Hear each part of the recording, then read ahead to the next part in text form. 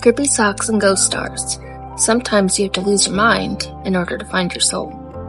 Everything you're about to read is just one person's experience, my own. I don't speak for everyone or every facility/provider. None of this is backed by fact or studies. It's based on how I lived it. Will everyone relate? No. This is written to help the ones that do relate to not feel as alone, and to help the ones that don't relate better understand us.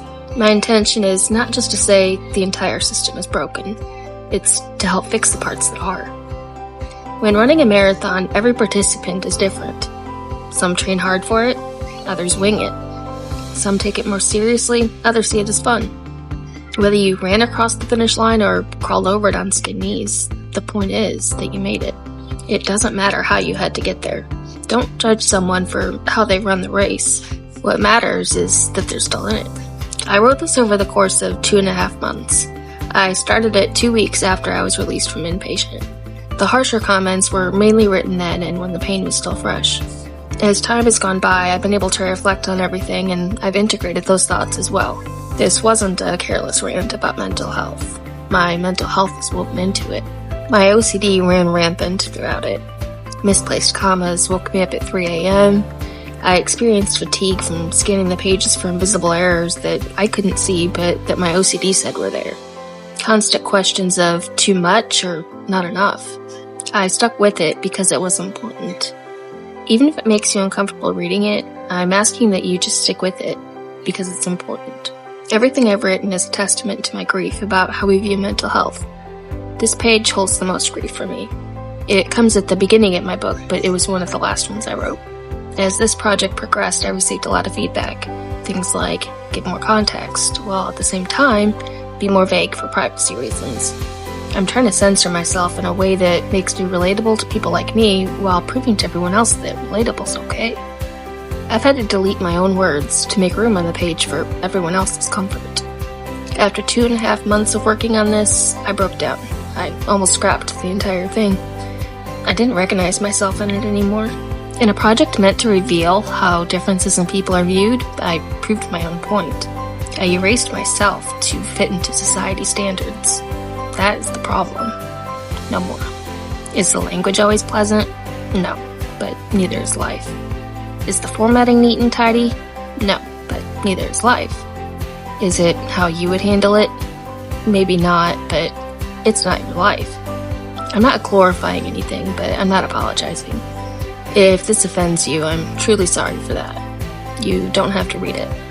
I'm gonna write it anyway. My way. If you're reading this and you're in crisis, or if reading this triggers you, put the book down. Reach out. Talk to a friend, a family member, a therapist, a hotline. You are not alone. And you're more important than any of the words on these pages. Illusion isn't always madness. Sometimes it's magic. To Gracie, who showed me that music can be seen and that there's treasure in the broken. If you ever see this, I'm so proud of you. Don't ever let them tame you. Medicate the disorder, but not your soul. I'll say it again like I told you before I left. Just do your best and kick ass along the way. The following pages are of my own personal mental health journey, told in my own way. Dark humor. It is not for everyone. It is in no way meant to downplay, minimize, or glorify serious matters. It is meant to show that not everyone copes the same. Is it technically unhealthy? Maybe. By some standards, to some people. To me, it's my oxygen. To others like me, this might be their breath of fresh air. My goal is not to name and shame. It's to point out the cracks and some potholes in the road to recovery so that nobody else falls through them. I can't fix the road on my own. Consider this Adopt a Highway Mental Health Edition. If you're reading this, welcome to the crew. Let's dig deep and get to work. The woman the system forgot, and who I never will. Message to broken systems everywhere. The majority of what I've written is about my life and my experience as a psych ward patient. That's just my story, told my way, through humor. Humor is how I communicate. Then there's people like Gracie. In a similar sense that humor is so often misunderstood, so is Gracie. Humor is frequently viewed as a symptom, but is it always? Delusion is also viewed as a symptom. But I want to challenge you on that. Is it always? What if the fact that she sees things that we don't is not a lack of clarity on her part, but ours? What if we reframe delusion not as a symptom of a sick mind in a healthy world, but as a healthy mind in a sick world? Gracie saw things no one else could, and that was part of her mental illness, but also part of her greatness, her glorious, innocent imagination. While we were all in cell phone withdrawal, she didn't even have a phone to go back to, and she didn't care, because the littlest and usually imaginary things entertained her. Nobody wanted to be around her much because she wasn't normal. How bold and frankly disgusting of us, me, to judge someone by their sanity. Sanity is a spectrum. We were all in the psych ward. None of us were normal. I never could have predicted that my very first interaction with Gracie would end on a good note. Literally.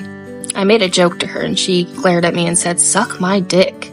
I desperately wanted to reply, "You first. Bet mine is bigger." I resisted.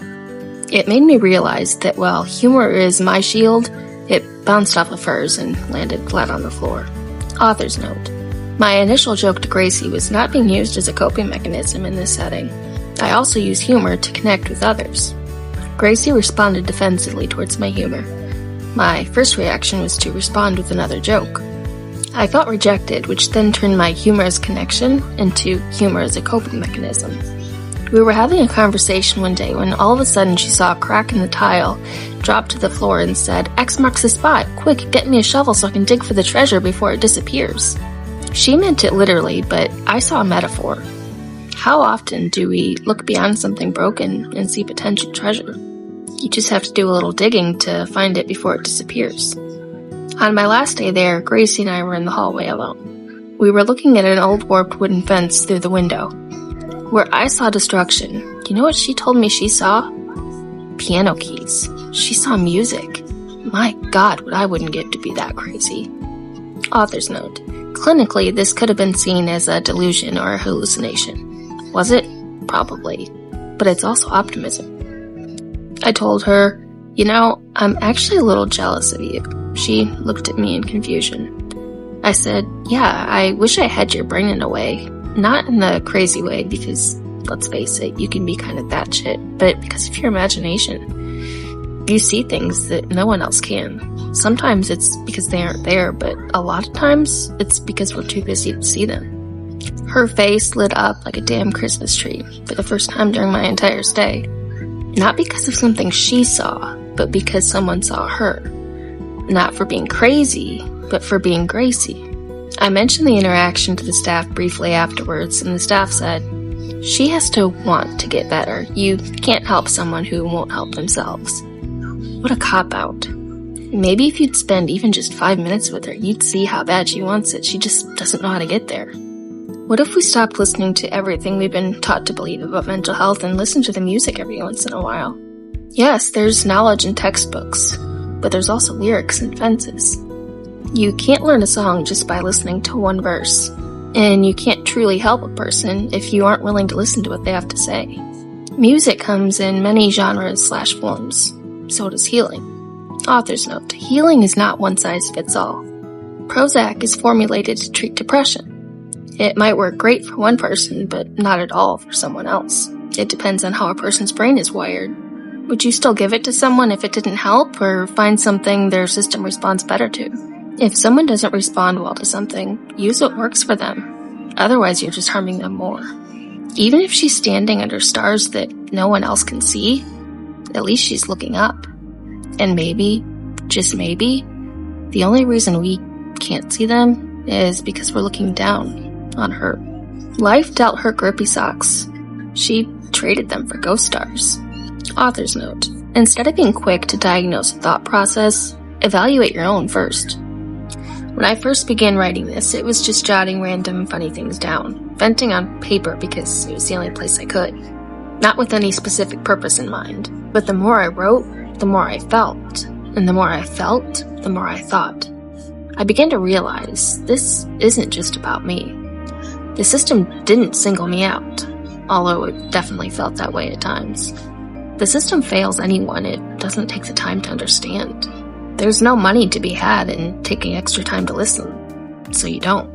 Patients are given X amount of time to speak and to be heard by the doctors. The rest of the time, we have to figure it out ourselves.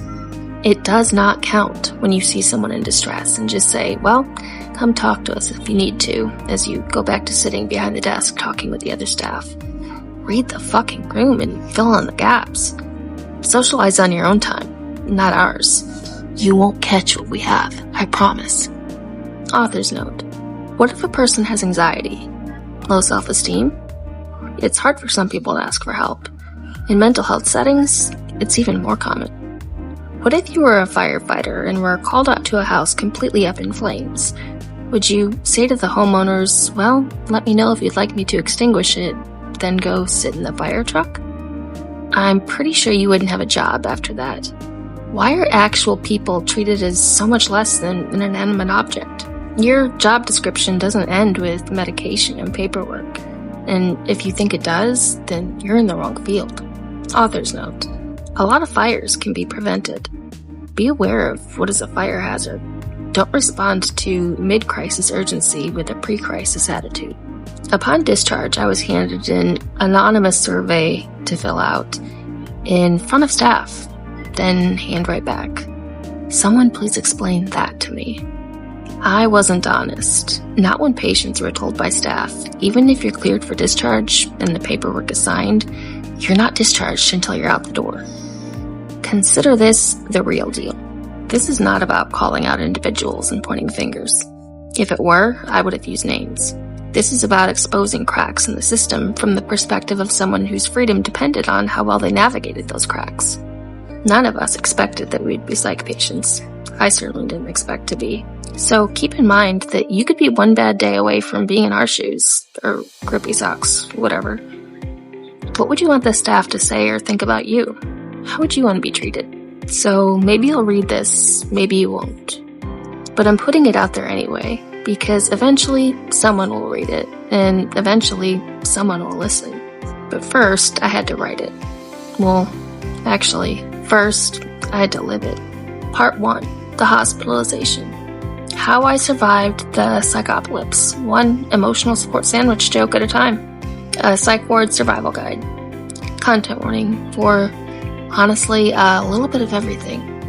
Suicide, self-harm, drugs, alcohol, smoking, body image, weight, language, violence, sex, medication, diagnoses, trauma, psychosis. Table of contents. Chapter 1, Intro plus Reflections.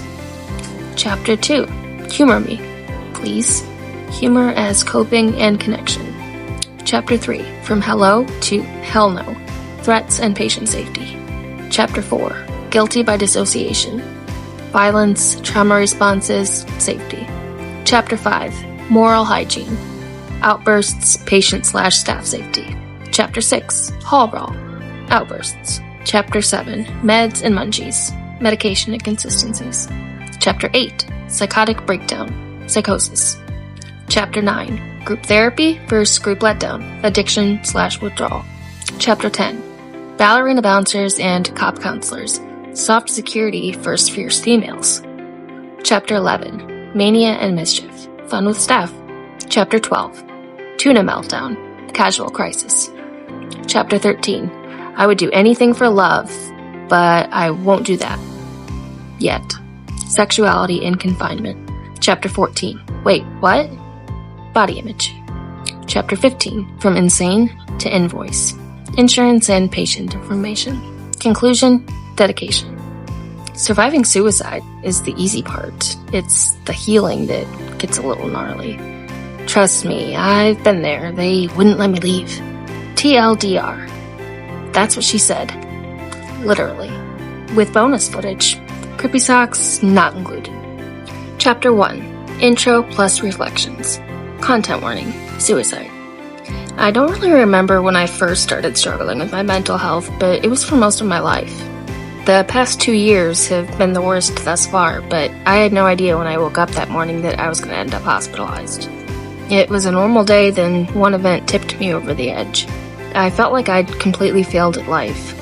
I guess you could say I fail at death now, too.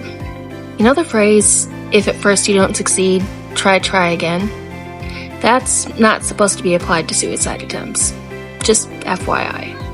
I have very little memory of being in the ER or being transferred to the mental hospital. I very vaguely remember them handcuffing me to escort me out of the ER, and I thought, right, I can barely even walk right now, sir. Do you really think I'm going to start channeling my inner Forrest Gump? I just remember opening my eyes the next morning to the most bubbly person I've ever met, peering over my bed, asking eagerly, way too eagerly for that hour of the day, "Are you awake?" I was thinking, awake? I'm still trying to figure out if I'm alive at the moment. Let's take one thing at a time. She turned out to be one of the sweetest patients there. There were a few times during the first week and a half where I'd wondered if I'd actually died and gone to hell. But I figured I couldn't be because she was too good for hell. She made me laugh on the days I didn't want to. Throughout my stay, she wanted to hear stories from when I was growing up, since she's a bit younger. Nothing wrong with that. It's how she worded it that caught me off guard. She asked me if I could tell her about the olden days. Bro, I'm 35. Later that day, she asked if I was in menopause. Come on, at this point you're just fucking with me. I hope. That first week and a half was like I was at a really shitty sleepover. The kind where you didn't want to be at as a kid, but you were there anyway and couldn't go home. I missed my dogs, I missed my bed, and I was scared shitless. So, I cried. For days. It felt like the staff cared to a degree, but that caring fell short in the same way that the other kids' parents would at one of those sleepovers. They were there to feed me and to make sure I didn't stay up all night or get hurt while I was there. I couldn't call my parents to come get me, so eventually I decided to pull out my security blanket. That security blanket is what stopped me from crime. That security blanket, my sense of humor. And my Rubik's Cube. But more on that later. Chapter 2. Humor me, please. I handle stress with attempted wit, and my humor went vastly unappreciated. That drove me crazy. Short trip these days. I honestly can't help it though. It's like Tourette syndrome, sarcasm edition. What really sucked was that I would get out of bed, walk all the way across the building to the nurse's station just to tell a joke, and they couldn't even throw me a pity laugh. I'd just stand there, awkwardly, like a dateless dweeb at prom. Like, no? Okay, cool. Then I'd take the walk of shame back to my room. Alone. Like a dateless dweeb after prom. Content warning, drug humor. On my first day there, I was talking about things I was already missing from home, and my dumbass says to staff, "I miss Coke. I'm extremely addicted." It was an innocent mistake. I honestly just meant the soda. That was made so much worse by the fact that earlier, I went in to get my vitals done, and the tech goes, "Hi." My genius response? No, but I wish I was. I would be in a much better mood. Content warning, self-harm humor. One tech there always wore a Donate Blood t-shirt. One day, I held up my arm, which bore the evidence of my colossal failure a few days prior, and said, "I tried to. Apparently, my way is frowned upon. Y'all sure are picky." The look I got would make a blind man cringe. A few days later, the nurse was looking at my arm to see how it was healing. I told her that it was still hurting. She said it was because I had severed the nerves by going a little too deep. My mouth immediately went, "Move over, brain. I've got this." And I said, "Obviously not deep enough." She didn't laugh. I must have struck a nerve.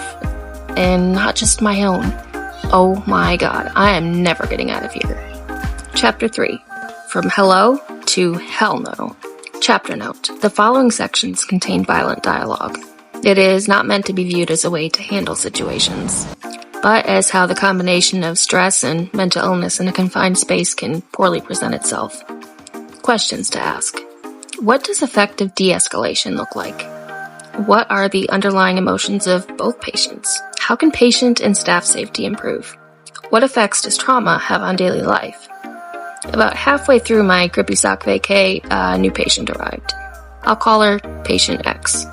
Nothing could have prepared me for the shitstorm headed our way. I had just started stabilizing and life went, "Hey chucklefuck, surprise." She seemed totally fine at first. The calm before the shitstorm? No obvious signs of why she was there.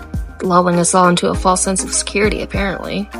There must have been a massive misunderstanding at some point, because while we were lined up for vitals, she started holding my hands, then wrapping her arms around me. Fuck that. Content warning. Violence. I finally got her off of me just as it was my turn. Oh, now you want to take my blood pressure. They always had such impeccable timing. I walked away and waited until my blood went from boiling to a simmer. Still, I don't think my blood pressure will ever fully recover. I told staff about the violation of rights and personal space afterwards, with the added threat of, if she touches me again, I'll knock a bitch out, just to get my point across. Probably not smart, but that was me and my trauma's way of saying, either you protect me or I'll protect myself. Staff said they'd keep an eye on it. Wow. A whole eye, huh? Not even two? Cool. A Cyclops. Later that evening, I got verbally jumped by a minimum of 4 staff members for walking too fast. Apparently, my barely above a shuffle, thanks meds, had threatening undertones, and they thought I was going to go put hands on patient X. Meanwhile, on one occasion, it was time for meds. When they called my name, patient X was leaning against the med door staring at me and wouldn't move. I walked back to my room without taking my meds. Might want to switch to the other eye staff. That one seems to have turned blind. Author's note. Calling out perceived threat versus active threat. Why? It was probably just weird timing, but she really went off the deep end after that. Hell hath no fury like a woman scorned, I guess. And yes, we were undoubtedly in hell. The following days and nights were a blur due to her constant yelling and threatening violence, including literal murder. At this point, I wanted to say, go for it, girlie. Maybe you'll have better luck than I did. Nobody was sleeping because none of us wanted to get shanked in our beds or anywhere else. I had an all-new appreciation for the no sharp objects policy, although the spoons were kind of sketchy. As if I didn't already feel like a character out of Law & Order Psych unit, they let her, for reasons I have yet to figure out, switch bedrooms from the one farthest from me to the one closest to me. Author's note. This was a major issue for me. This was after the initial confrontation. When I asked why this occurred, no one had an answer. Escalation versus de-escalation. There were a few times where staff would hear that patient yelling and threatening on the women's unit, but they ran past her and to my room asking, "What happened?" I'm laying in bed having not moved an inch since the last explosion, and I'm thinking, just me breathing again. My bad. I'll work on that. Author's note. Again, perceived threat versus active threat. Why? One night, I was jolted awake by her yelling right outside my doorway, "You're a dead man. I'm finna smoke you, and you're a dead-ass man." First of all, ma'am, if you're gonna threaten to murder me, you could at least have the decency to do so with accuracy. As of this moment, I'm a live-ass woman who is trying to sleep, so pipe down, toots. Content warning. Drugs. And secondly, did you not read the sign on the door? It specifically states, no smoking. If it's weed you're finna smoke, however, I won't tell. As long as you share. Sharing is caring. Or, in some cases, blackmail. Even in my sleep med stupor, I knew this wasn't going to be over anytime soon. Spoiler alert, I was right. My psychiatrist asked me one day, any thoughts or feelings like someone is out to get you or wants to harm you? This is a trick question, right?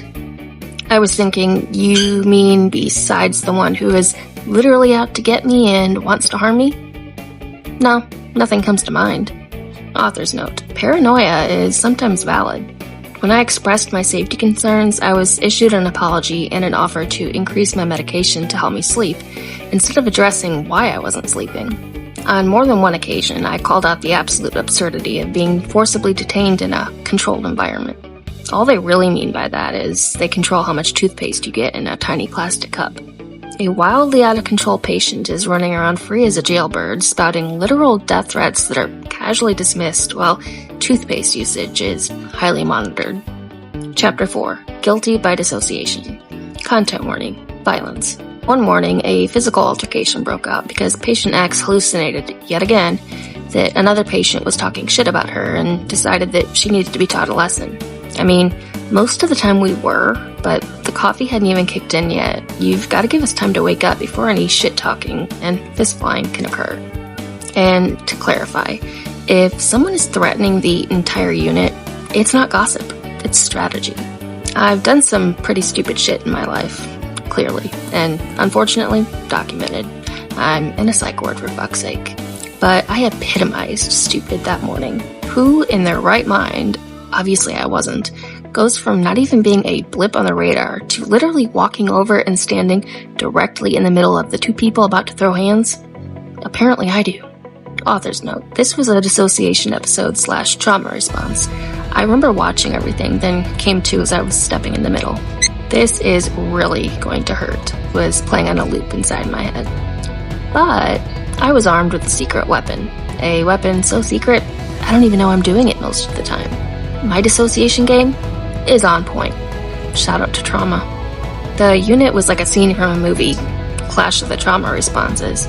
My brain chose flight, my body chose fight, while staff froze. About the time I came to, so did they, and made her go calm down. My head was very appreciative, although I was hoping they would put her in a medically induced timeout, just so we could all relax for a bit. Booty juice for the win. Just another manic Monday, let's not make it Trauma Tuesday. Author's note. Proper training is vital. Content warning. Trauma. I did not see a therapist at all for the first week or so because the one assigned to me was on vacation. Yeah, vacation.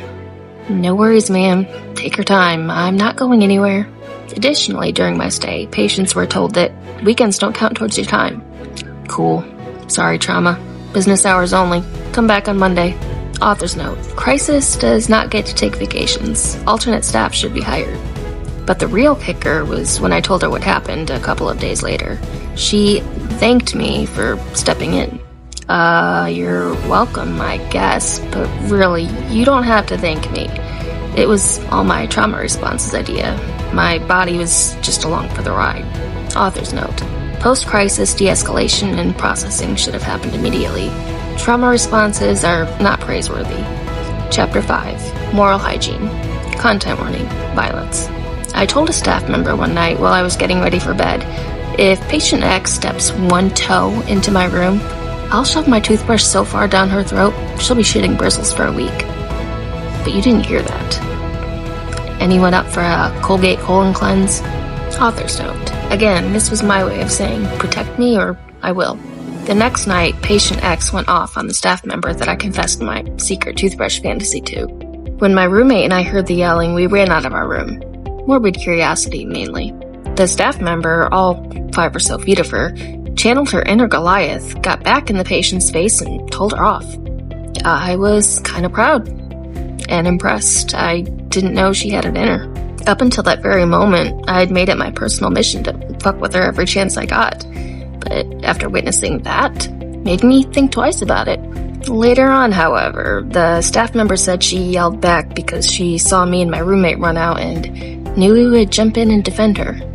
The intimidation factor went down significantly after that. I didn't ask, but it wouldn't have surprised me if she checked to see if my toothbrush was in my hand. It was not. I don't have a permit yet for that weapon of mass destruction. And besides, this party is strictly BYOT/T. Bring your own toothbrush /trauma. Author's note. While this made me feel bonded to the staff and like I was of value, training is vital. Also, while I appreciated her confidence in our abilities to whoop ass, we were just running out to watch at that point. Don't go volunteering us for active duty. At least not without prior written consent. And without basic training? Irresponsible at best. I've got tiny virgin knuckles that have never seen a fight a day in their lives. At least give me a chance to dissociate first, before risking getting my ass kicked for the second time in a week. Chapter 6. Hall Brawl. Content warning. Violence. The following was spoken out of built-up anger at the system and lack of action. Inappropriately handled by staff? Yes. Inappropriately expressed by me? Absolutely. Reader discretion is advised. After several days of tension escalating, I snapped and lost all sense of self-control. There wasn't much there to begin with. The anger brought out my yelling, and the stress brought out my sarcasm. Not a good combination.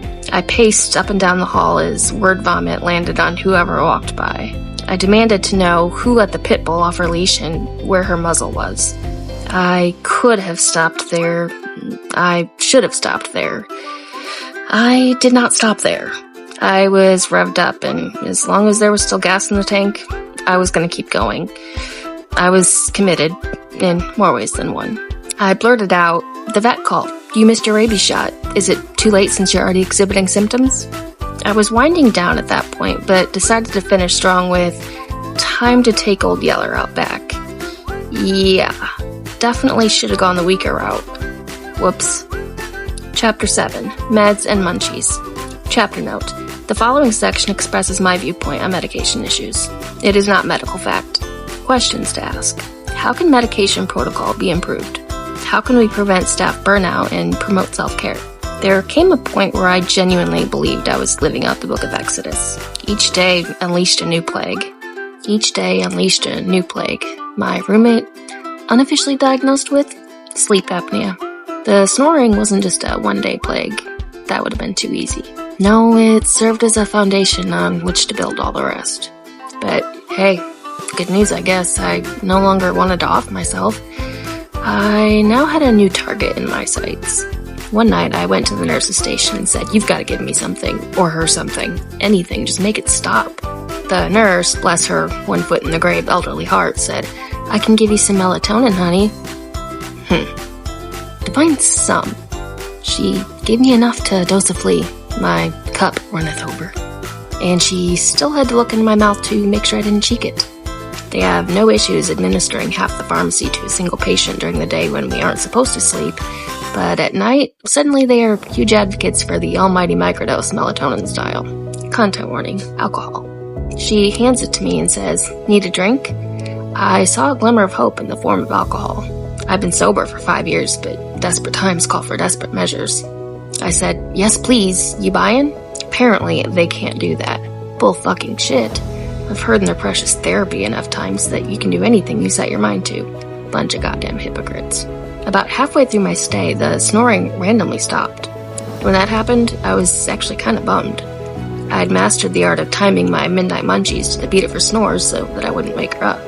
They failed to mention in the Standard Bible that the plague immediately following snoring is famine. Must be in the Book of Snorin, another testament of Jesus fucking Christ. My nightly prayer shifted to, "Lord, screw this lack of food and the malnourishment to my body, and give me this night my nightly honey bun."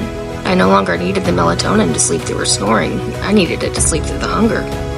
Father, forgive her. She knows not what she did. Content warning. Medication. Sensitive. One afternoon, the med nurse handed me my afternoon meds. I went to toss them down the hatch, but happened to glance at them as they were about to cross the oral threshold. I asked, what are these?" The nurse replied, "Your meds." "Try again, lady." I said, No, they aren't." She looked at them and said, "Oh, you're right," and proceeded to get me the right meds. She said, "Sorry, it's been a long, hectic day." I chuckled kind of nervously and thought to myself, your long day was about to become my short day depending on what you gave me. Aren't there usually consent forms involved in medically assisted euthanasia? Otherwise, I think it's just considered murder. A human dose of melatonin is forbidden, but casual murder by pharmaceuticals? Just a byproduct of a long day. Chapter 8, Psychotic Breakdown. Content warning, psychosis. At one point, my roommate asked me, "Do you ever see faces in the walls?" Me. Negative, Ghost Rider. Thank God. I spoke too soon. On day 3, we were laying in our beds in total silence. I was facing the wall, and I'm like, "Hey, you know those faces you were talking about? You're fucking right." It was like The Hills Have Eyes, Mental Health Edition. I called it The Walls Have Eyes, and I had a front row seat. Towards the end of my stay, I started losing it just from being there. I could feel myself slipping into psychosis, and knew once I was fully in it, I wouldn't be able to come back out. I decided to fight it while I could, and the only way I knew how to. I turned the wall into my therapist's office. Every crack was something from that room. The couch, a lamp, a picture, her. I mapped it all out. That was my happy place for the past 2.5 years. I would stare at the wall and replay the thought of getting out, sitting in her office, and being able to close my eyes without the fear of getting shanked or stabbed, because I knew that she would never let that happen. I had no idea that she would end up being the one holding the knife. The last time I saw her was in the psych ward wall. Chapter 9. Group therapy versus group letdown. Content warning. Smoking. Desperation overtook reality on more than one occasion. One day during group, a few patients took their handout sheets and rolled them into makeshift cigarettes. One guy started to hand one to me saying, "Want a hit?" Nah, bro. Tempting offer, but I quit. Better for my lungs and the environment. Besides, I was strictly a menthol gal. Never was that into printer paper. Content warning. Drugs. One afternoon, as we were lining up for art therapy, a staff member said, "If you guys are good, I might even bust out the weed." The entire group had a joint, no pun intended, hallucination, and most unfortunately misheard that as weed. Everyone else started laughing when I asked, while trying not to sound too excited, "The what?" The staff quickly squashed that little misunderstanding and the entire group's hopes and dreams collectively. So much for the turn off the electronics and enjoy nature speech I grew up hearing. Chapter 10. Ballerina bouncers and cop counselors. One thing that defied any and all logic was one of the security guys. He was hired, as far as I know, to be at a minimum an intimidating presence. No, it kind of fucked that image in my head when I saw him raise his arms and twirl while pretending to be a ballerina. We got Tiny Tim and company doing all the heavy lifting while the big brave men are busy rehearsing for Swamp Lake. Meanwhile, there was one staff member that I absolutely hated from day one. Her personality was the equivalent of sandpaper. I was scared to not like her, though, because she worked in law enforcement for years. So she says. She could have been blowing smoke up our asses, but I wasn't going to test that theory. I did go off on her one time, and I about pissed myself in the process. I was having a super bad day, one of many. None of the staff said shit to me about it, and were praising my peers for helping me work through it. So when she said that, I yelled, "Yeah, cool. You gonna pay them then for doing your jobs? Because y'all sure as hell aren't." Then she said, quite late into the incident, what felt like an afterthought, "Can I ask what's wrong?" No, ma'am. Clearly, you cannot. Otherwise, you probably would have done so a little earlier. No? Then I laughed to a former cop's face and said, "Fuck that," and stormed off. Death wish. After that, I decided to exercise my right to remain silent before it was decided for me. Chapter 11. Mania and Mischief. Questions to ask. How can staff/patient interactions be improved? How can staff find ways to relate to patients? How can patients humanize staff? One staff member would always just show up in my doorway for checks like she fucking teleported there. Scared the absolute shit out of me. Then she had the audacity to ask, quite suspiciously, "What you doing?" Apparently I give off a very guilty vibe. What am I doing, Nosy Nelly? I'm trying to figure out how to teleport my ass out of this bitch. Is there a specific portal you recommend? One day I was doing laundry and the dryer ate one of my socks, because dryer tax hobby. So when my sock was found and returned to me, I seized the opportunity that was literally handed to me. I started prancing around saying gleefully, "Master gave Dobby a sock. Dobby is free." They still didn't let me out. What kind of bullshit is that? They should have released me for my theatrical performance alone. I told the staff that I was done wasting perfectly good movie references on people that didn't appreciate them, that my spirit had been utterly broken and they'd be hearing from my attorney. All the female staff were unnaturally short for whatever reason. I really wanted to say to them, at first I thought there should be some sort of height requirement to work here, but the more I think about it, you actually have an advantage. If a patient swings at you, they'll miss. Seriously though, I really shouldn't talk about them like that. I'm sure they're under a lot of stress being that they're so short-staffed. The day before I was discharged, I was packing my stuff up and I couldn't find one of my Grippy socks. I started panicking. I know you can buy Grippy socks from the store, but that's cheating. You're supposed to earn those bad boys. Sock was found. Crisis narrowly averted. At one point, I told a very young staff member, "Do you have any idea how humiliating it is having to take orders from someone who's barely older than a fetus?" He said, "You don't have to." Right, so me staying here is just a suggestion? Content warning. Violence. Satire. Right before I left, the sweetest staff member who never responded to any of my sarcasm or jokes, aside from a polite smile, shocked the absolute shit out of me. I made a comment about her never reacting, and she suddenly charged at me, jokingly, I think, yelling, "What, you want to fight?" I was like, "Dang, hold up there, little lady.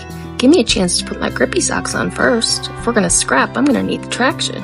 That was probably the highlight of my entire stay, though, because I finally broke her. I tried to bribe that same tech the previous day. She walked past my room and I went, "Psst." She stopped. I proceeded. "So, how do you feel about grape juice?"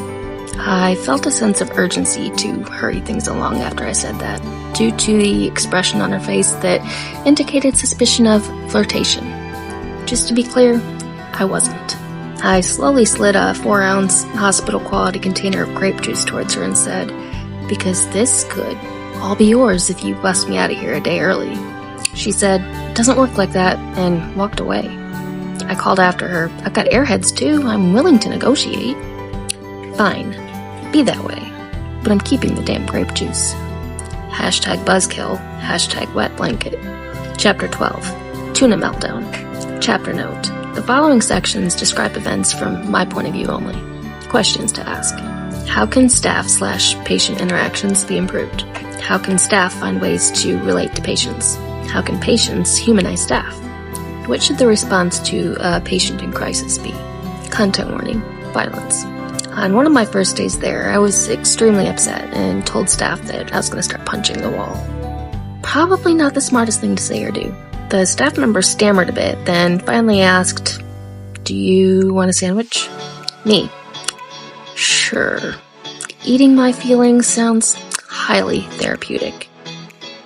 What kind of sandwiches do you got? On another day, a similar situation occurred. I was having yet another one of those days. This time, I asked a staff member, what would happen if I punched the wall? I have a thing for hitting walls. He said, "That's probably not a good idea," and walked away. Okay. Good talk. I feel much better now. You know what's also probably not a good idea? You working here, but here we are. Chapter 13. I would do anything for love, but I won't do that. Yet. Question to ask. What effects do mental health and containment have on sexuality? Content warning. Sexual dialogue. I made an observation while I was there that out of all of the females, I seemed to be the most raunchy. I'm not sure whether to be proud or ashamed. One afternoon, we were all gathered by the window watching a squirrel. Sounds absolutely riveting, no? One person stated that they believed it was a teenage squirrel. I replied, "Oh, how can you tell? Did its nuts drop?" What? It was a valid question. I also discovered that there is a whole other sexual orientation that I never knew about, and wish I still had that luxury. I refer to it as bored sexual. It became a never-ending mindfuck. Too bad that's the only thing that was being... Never mind. It seemed like you could definitively identify one way when you woke up and another by the time you went to bed. I honestly had more action happen there in 2 weeks than the past 2 years in its entirety. This next one took even me by surprise. It came out of nowhere and should have stayed there. An attractive male was eating yogurt and he asked the staff, "Could I get a spoon? I'm tonguing the shit out of this yogurt." Before I knew it, I heard a voice that sounded an awful lot like mine saying, "I've never wanted to be yogurt so bad in my life." I knew I had to bring it down a notch, or 10 after that. During one of my outgoing phone calls, I mentioned to my friend that I'd jokingly asked the staff if I could get some booty juice. Don't judge me. I was tired and needed a good nap. She, in clear horror, asked, "What is that?" After I explained it to her, she informs me that she literally thought I asked the staff for sexual favors. As if I approached the staff like, "Knock me out, please, but let me go out with a bang." No. I'm not that crazy. Yet. Chapter 14. Wait, what? Chapter note. The following sections describe events from my point of view only. Questions to ask. How can staff/patient interactions be improved? How can staff find ways to relate to patients? How can patients humanize staff? How can medical aspects be handled while still maintaining patient dignity? Content warning, body image/weight. One of my favorite activities there was weigh-ins, or what I referred to as staff seeing what the damage is so they could decide if you should have cookies or an apple for snack. As if one whole day of eating healthy would somehow reset our metabolism. I didn't get this fat overnight, buddy. I'm not going to lose it by eating an apple. So cut the crap and give me the damn cookie already before I get really hangry. As if that wasn't bad enough, we sometimes got asked the trick question beforehand of, how much do you think you weigh? One time I guessed and the staff member said, no, there's no way. A very risky thing to say, especially when you're referring to a woman and her weight. But hey, if you want to live your life on the edge, go right ahead. I mean, he was right, I guess. I weighed 1 whole pound less. Whoop-de-doo. He responded with, see? As if now I'm supposed to think, oh wow, I'm not as fat as I thought I was. No, just no. I see the scale. I'm in here for wanting to kill myself. Are you trying to make it worse? Cookie. No. Better yet, give me a sandwich. That always helps, right? You know what? Make it a sandwich and a cookie. I can afford it considering I'm working with a 1 pound scale advantage. One day during a phone call with my dad, he mentioned that I shouldn't have any medication changes while I was there because I would gain weight. Thanks for your concern, Dad, but this isn't fat camp. I did gain 10 pounds while I was there. I kept telling myself, hospital weight doesn't count. But wouldn't you know, they found out where I lived and all 10 of those fuckers followed me home. Chapter 15, From Insane to Invoice. Chapter Note. The following sections describe events from my point of view only. Question to ask. How can we improve how insurance policies and patient information are handled? And now, for the final fuck you from the system. Several days after returning home, I received a letter from insurance stating that the second half of my stay is not being covered due to it not being medically necessary, based on the actual notes from the doctor that were submitted to insurance. On the letter, it stated that I could have been treated in a less intense setting. Instead, I was kept there for mood problems, as if my mood had nothing to do with being kept there against my will and all the shenanigans that went on while I was there. Oh, that's right. After they couldn't legally keep me against my will any longer, they told me, sign yourself in voluntarily, or we'll take you before a judge and you'll be here even longer. But how's your mood, though, on a scale of 1 to 10? So, basically, after everything was said and done, it ended even shittier than it started. Thank you for booking your stay in hell. We hope you enjoyed your visit. Will that be cash or card? Content warning. Drugs. Additionally, in that very same letter was something I found interesting. The inpatient facility listed one of the reasons I was admitted as problems from drug use. Let me just clear something up. The only problems from drug use I was experiencing was my dope-ass sense of humor, okay? And it's only a problem to you because you don't have one. Lighten up, or light one up, whichever you prefer. You seem like you could use it. Conclusion. So, if you've made it this far, congrats. You've survived my survival guide. There were tears, there were threats, there were meds, sometimes not even mine. Sadly, no weed. But, hey, at least there were sandwiches. And the occasional cookie. You hardly touched your trauma. Can I offer you a to-go box? Dedication. To all the staff who were with me for every step of my healing journey. Psych. Now, go give my peers a raise for your job well done. Final thoughts. It has been approximately 6 months since my hospitalization. I harbor no resentments, nor do I see the experience as all bad. I do want to thank each and every staff member for showing up to work each day. I'm sure it's not easy at times. There are always 2 sides to every story. This just happens to be mine. Chapter 6. Son of a bitch, it's like the 3rd time. Chapter 1. Intro plus reflections. Content. Son of a bitch. Grippy socks and ghost stars. Sometimes you have to lose your mind and... Grippy socks and ghost stars. Sometimes you have to lose...